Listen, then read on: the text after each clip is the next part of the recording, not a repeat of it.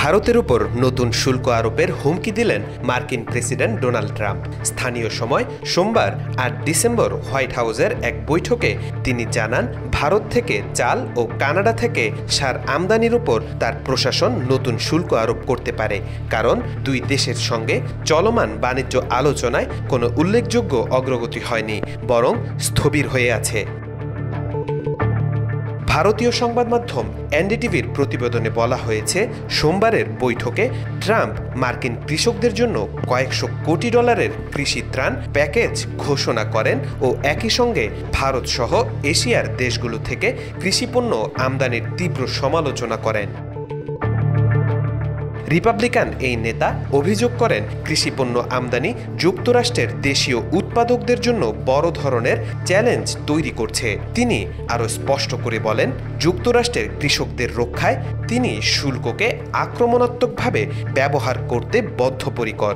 তার ভাষায়, প্রশাসন মার্কিন কৃষকদের জন্য 12 বিলিয়ন অর্থাৎ 1200 কোটি ডলার অর্থনৈতিক সহায়তা দেবে, আর এই অর্থায়ন আসবে বাণিজ্য অংশীদারদের কাছ থেকে যুক্তরাষ্ট্র যে শুল্ক রাজস্ব সংগ্রহ করছে সেখান থেকে।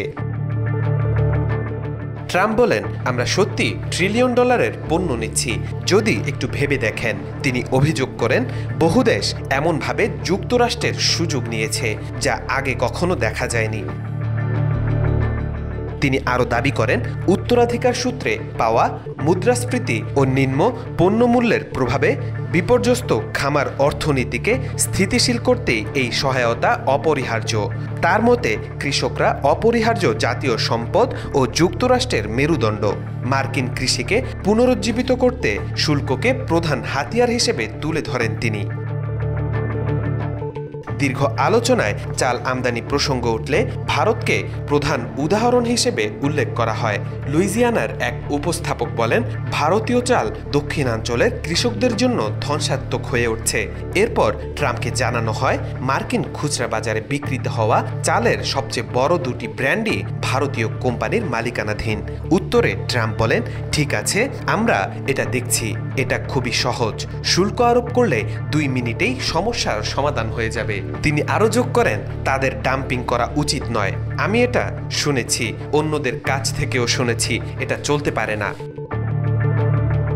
এ সময় ট্রাম্প কানাডা থেকে আসা সারের উপরও সম্ভাব্য কঠোর শুল্কের ইঙ্গিত দেন, যাতে স্থানীয় উৎপাদন বাড়ানো যায়। তার ভাষায়, অনেক সারই আসে কানাডা থেকে, প্রয়োজন হলে এর উপর খুবই কঠোর শুল্ক দেব, কারণ এভাবেই আপনারা এখানে উৎপাদন জোরদার করতে পারবেন। তিনি আরও বলেন, আমরা সবাই এটা এখানেই করতে পারি। গত 1 দশকে ভারত যুক্তরাষ্ট্র কৃষি বাণিজ্য উল্লেখযোগ্যভাবে বেড়েছে।